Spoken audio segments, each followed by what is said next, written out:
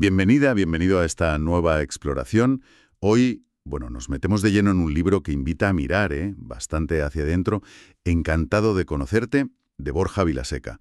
Y partimos de una idea fuerte, ¿no? Una que él cita de Gerardo Smetling, que dice algo así como: aquello que no eres capaz de aceptar es la única causa de tu sufrimiento. Potente. Muy potente, sí. O sea, ya de entrada te coloca el foco dentro, no fuera. El libro va por ahí, ¿sabes? Sugiere que no sufrimos tanto por lo que pasa, sino por cómo lo interpretamos. Y esa interpretación, pues, a menudo está teñida por lo que él llama el ego. El libro se plantea como una especie de guía para entender un poco toda esta dinámica interna. Y no es solo teoría, ¿verdad?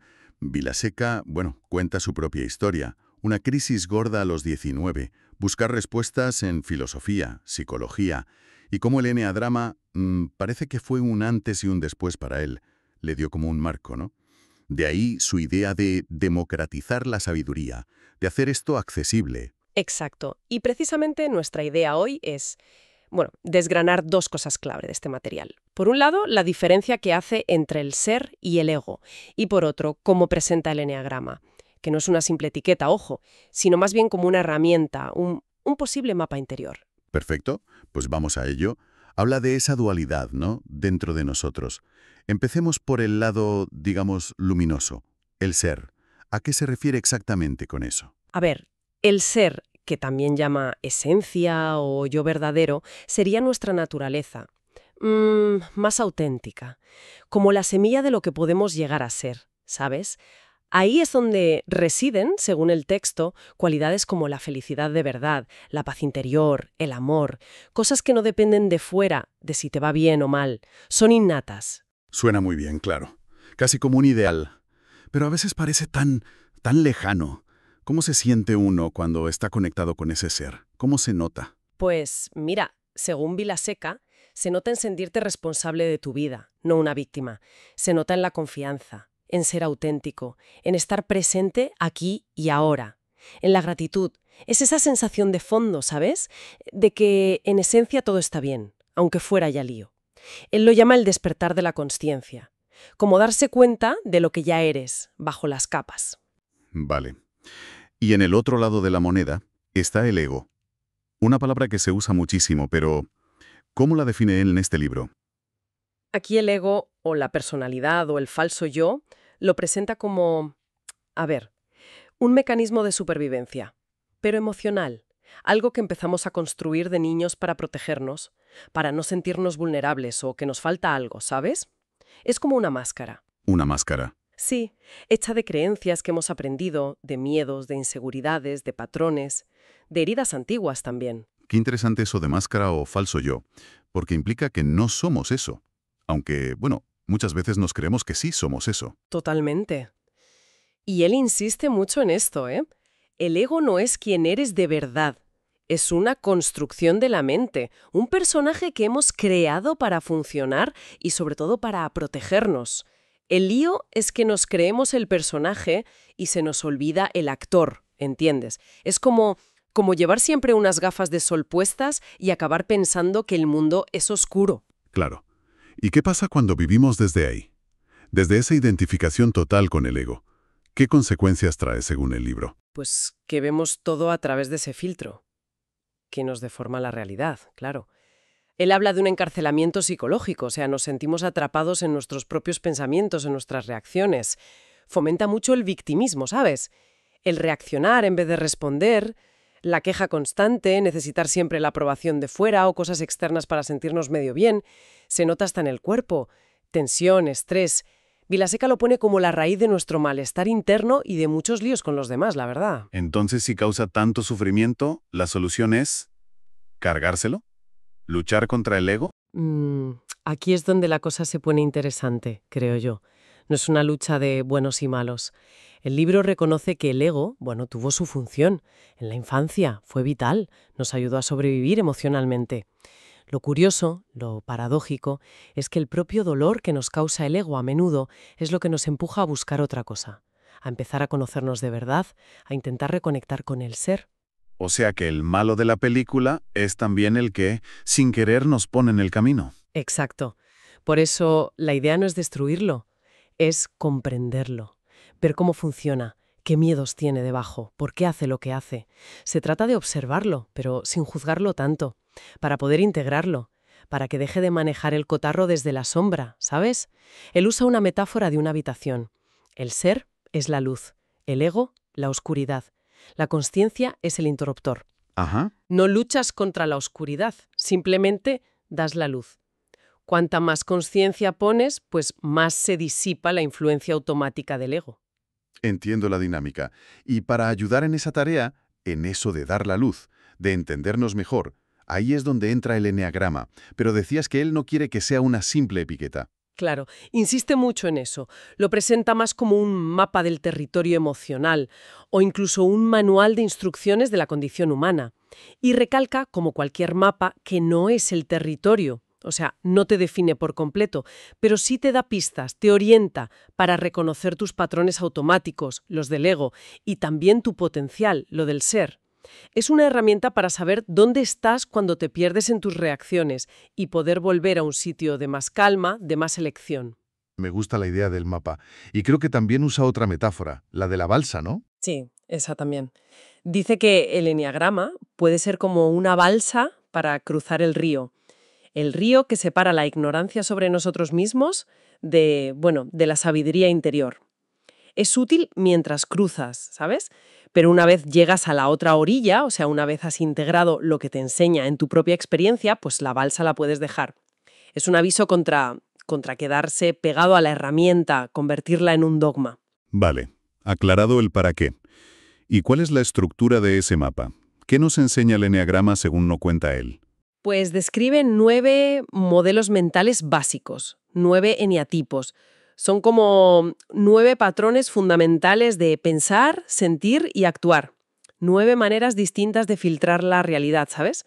Cada una con sus motivaciones profundas, sus miedos clave y sus formas típicas de buscar la felicidad o evitar el sufrimiento. 9 tipos.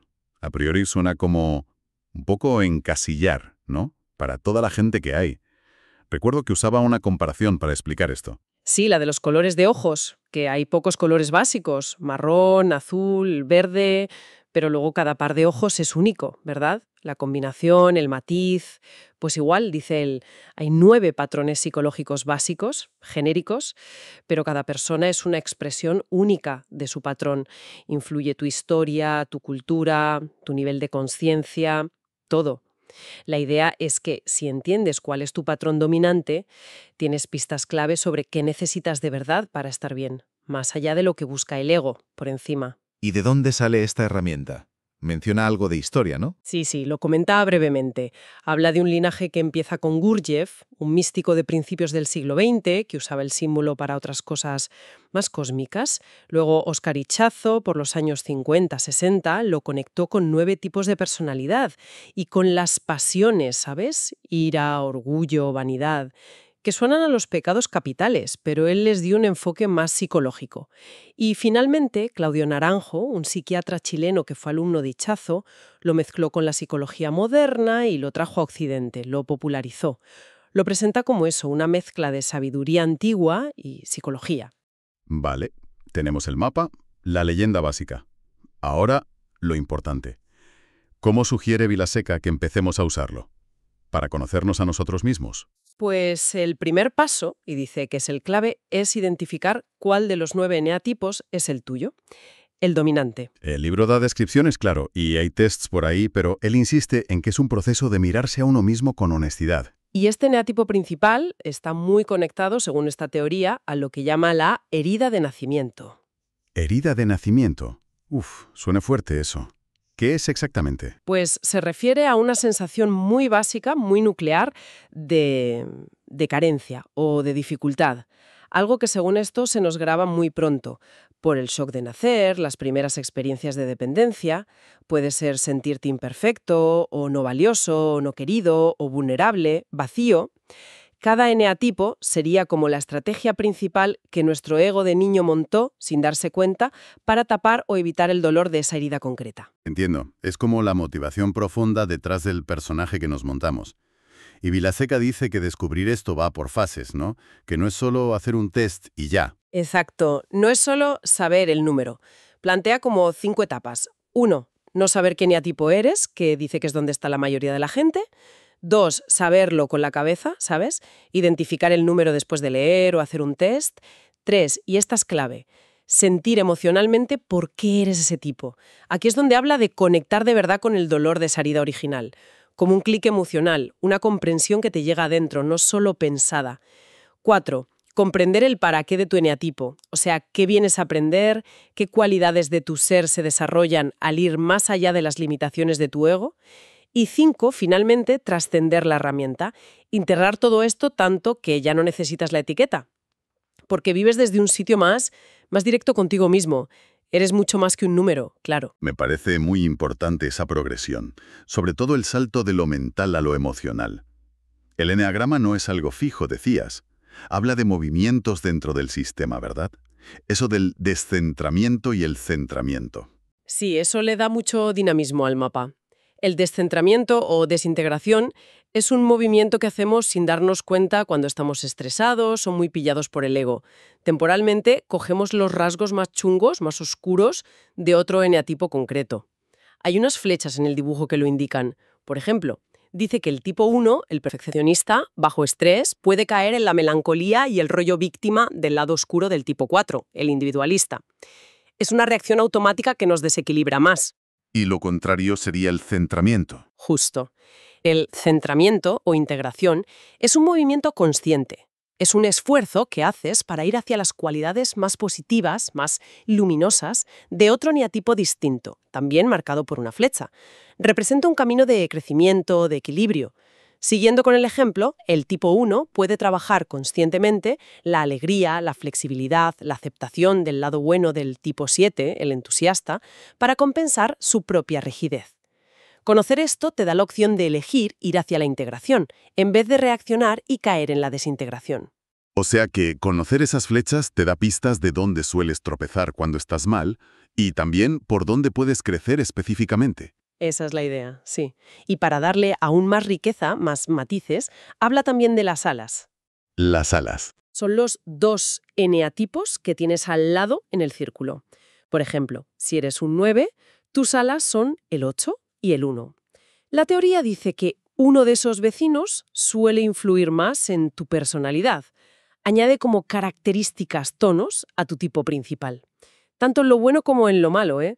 En el ego y en el ser. La mayoría de la gente, parece, tenemos un ala dominante. Queda claro que es un sistema con capas, ¿no? Y dinámico. No es una foto fija. Y para situar todo este viaje a reconocerse y cambiar, Vilaseca habla también de unos estados de conciencia. Sí, describe como 4 grandes niveles o estados. Aunque insiste en que no es como subir escalones y ya está, ¿eh? Es más bien una espiral. El primero es la inconsciencia. Dominio total del ego. Vives en piloto automático, reactivo, sintiéndote víctima, echando balones fuera, con mucho miedo al cambio. El segundo es la consciencia de la inconsciencia. Este es un punto clave. Te empiezas a dar cuenta de tus patrones, de cómo tu ego te limita y te hace sufrir. Suele pasar en crisis o cuando tocas fondo. Te abres a conocerte, pero todavía hay mucha lucha interna. Es como darte cuenta de que estabas dormido. El tercero es la consciencia. Aquí ya hay más autoconocimiento, más aceptación. El ego no manda, está más a tu servicio. Pasas de reaccionar a responder. Te haces responsable de lo que sientes. Experimentas más bienestar. Conectas con un propósito. Y el cuarto es la consciencia de la consciencia. Un estado más trascendente. A veces se describe como místico. Te desidentificas casi del todo del ego, sientes unidad, paz profunda, silencio. Él sugiere que suelen ser experiencias cumbre, a lo mejor temporales, pero que te marcan. Me parece útil esa escalera, sobre todo la idea de la conciencia de la inconsciencia. Ese primer despertar, que puede doler, pero es necesario. Y lo que dices, que no es lineal. Exacto. Insiste mucho en que es un camino en espiral. Puedes avanzar y luego, por lo que sea, volver temporalmente a patrones más inconscientes. Pero lo que has entendido, la sabiduría que has ganado en los momentos de más luz, eso no se pierde del todo. Se va acumulando. Es un proceso constante de despertar frente a la tendencia natural a volver a dormirnos en los automatismos del ego. Bueno, pues hemos recorrido hoy las ideas principales de Borja Vilaseca en Encantado de conocerte. Esa tensión, esa danza, ¿no?, entre nuestro ser esencial, esa fuente de paz, de autenticidad, y el ego, esa armadura compleja que nos protege pero también nos limita.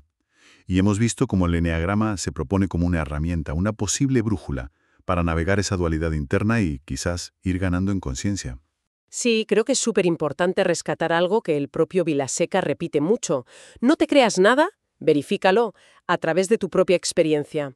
El conocimiento de los libros está bien como punto de partida, pero la comprensión de verdad, la que te cambia, solo viene de mirarte a ti mismo, ¿sabes? Con honestidad. El mapa ayuda, pero el viaje lo tienes que hacer tú. Nos deja entonces con una llamada clara a la responsabilidad, que no se trata solo de saber cosas sobre nosotros, sino de usar ese conocimiento para cambiar de verdad cómo nos sentimos y cómo estamos en el mundo. Totalmente.